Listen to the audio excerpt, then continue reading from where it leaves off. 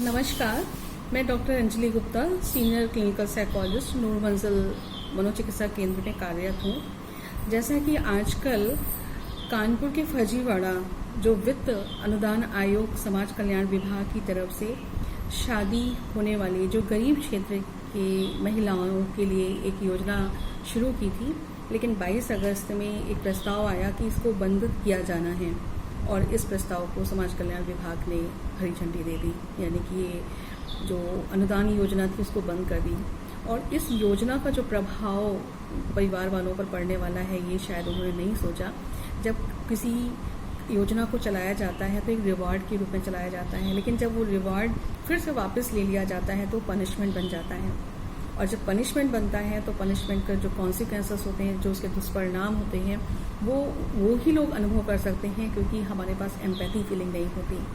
empathy हो तो हम उनकी भावनाओं को समझ सकते हैं, उनकी रातें की चैन, बेचैनी, नींद गायब हो जाना,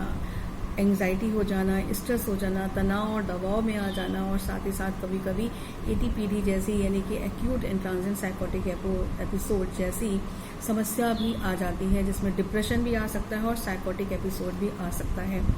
ऐसी स्थिति में कभी कभी तो बहुत ज़्यादा जो संवेगात्मक लोग होते हैं वो अपनी जान हानि का भी अपना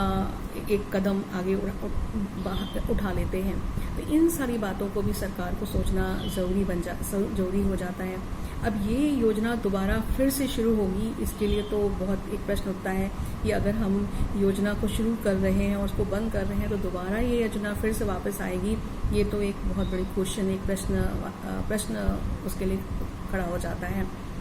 अब लेकिन तीसरी बात यहाँ पर आ रही है कि ये जो समाज कल्याण विभाग है या और भी जो साथ में अन्य विभाग जुड़े हुए हैं, जिसमें कि प्रज्ञा पांडे का भी नाम उसमें दिया हुआ है, कि एक ऐसी योजना चल रही है जिसमें कि जो गरीब रेखा के नीचे वाले लोग हैं उनकी सामूहिक शादियाँ करें और जोड़ों को 51,000 रुपये उनको अनुदान दिया जाए, ताकि वो अपने नए जीवन की शुरुआत को अच्छी तरह से